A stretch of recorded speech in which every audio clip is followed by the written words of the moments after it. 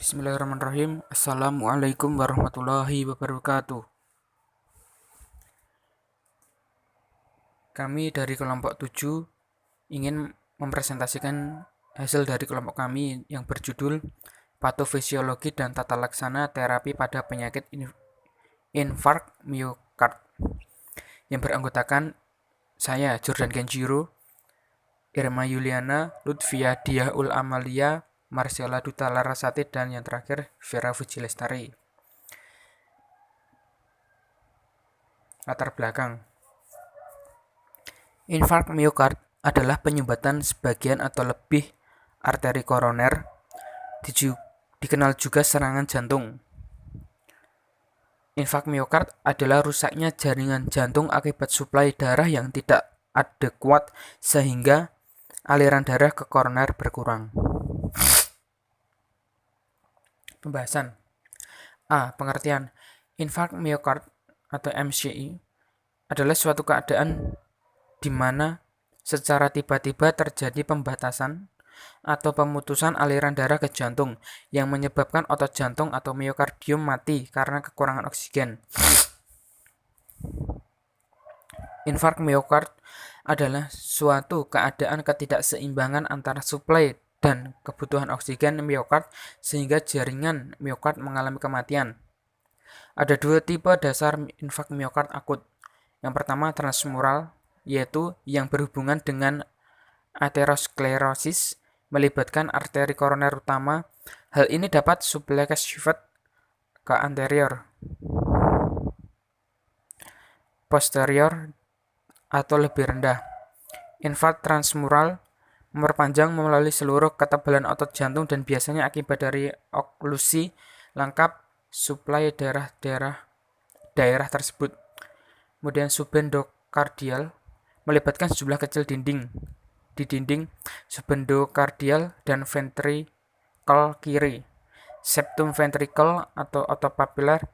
Infark subendokardial dianggap akibat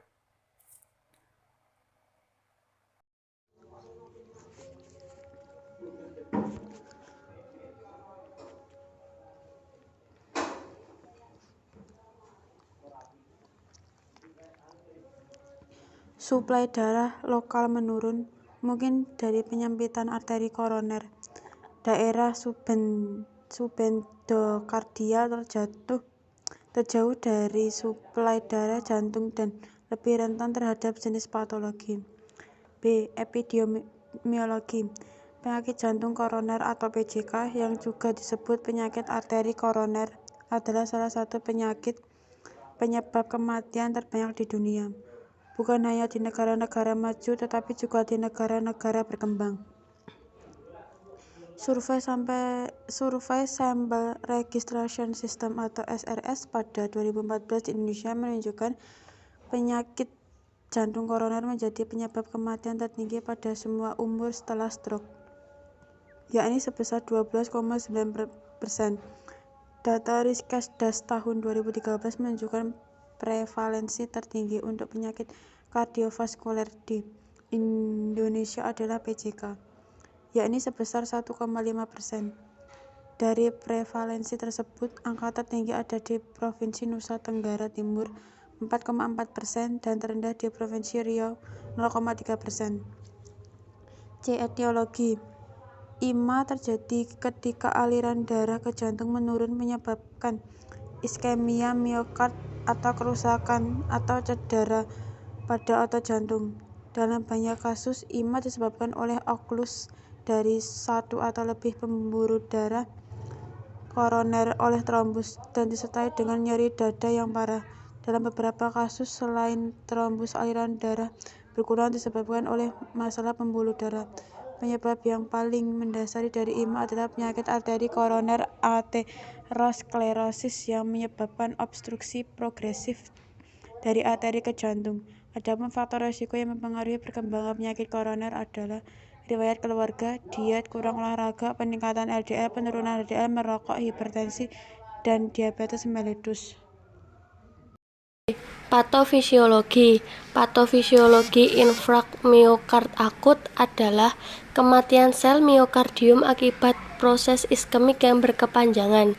Mekanisme paling sering yang menyebabkan infark miokard akut atau IMA adalah robur atau erosi plak aterosklerotik saraf lipid yang rapuh.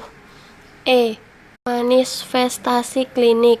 Meskipun beberapa orang tidak menunjukkan gejala-gejala yang jelas dari infark miokard atau serangan jantung, adapun manifestasi klinik yang signifikan biasanya terjadi timbul rasa sakit yang biasanya mendadak, seperti mual dan muntah, 2. Rasa lemas, 3. Nyeri perut atau gangguan pencernaan, kulit lembab dan dingin atau pusing.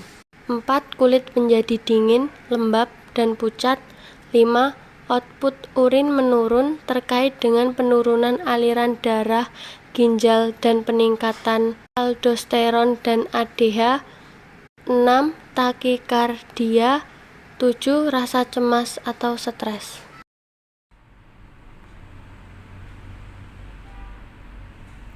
F. Diagnosis penyakit infark miokard. Diagnosis infark miokard akut atau acute myocardial infarct harus ditegakkan secara cepat dan tepat, karena penyakit ini merupakan kondisi mengancam jiwa. G. Tata laksana penyakit infark miokard. Tujuan utama dari tata laksana infark miokard adalah diagnosis cepat, menghilangkan nyeri dada, penilaian dan implementasi strategi reperfusi yang mungkin dilakukan, pemberian antitrombotik dan terapi antiplatelet, pemberian obat penunjang dan tata laksana komplikasi infark miokard. Klasifikasi pengobatan infark miokard. Yang pertama, anti-iskemi atau nitrogliserin, 2 aspirin, 3 nadroparin, 4 streptokinase, 5 kaptropil, dan 6 simvastatin.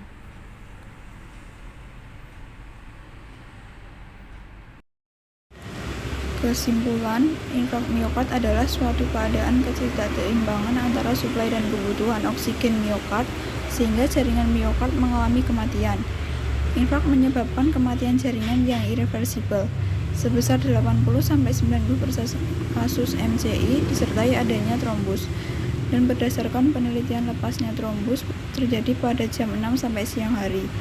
Infark tidak statis dan dapat berkembang secara progresif. Ada 2 tipe dasar infark miokard akut. Yang pertama, transmural, yang kedua, subendokardial. Diagnosis infark miokard akut harus ditegakkan secara tepat dan tepat, karena penyakit ini merupakan kondisi mengancam jiwa. Dugaan infark miokard akut harus telah dipikirkan saat pasien datang dengan keluhan nyeri dada kiri yang tidak hilang dengan istirahat. Diagnosis kemudian dikonfirmasi dengan pemeriksaan elektrokardiografi atau EKG dan laboratorium enzim jantung. Sekian presentasi dari kelompok kami mengenai penyakit infark miokard. Apabila ada salah kata, kami mohon maaf. Terima kasih atas perhatiannya. Wassalamualaikum warahmatullahi wabarakatuh.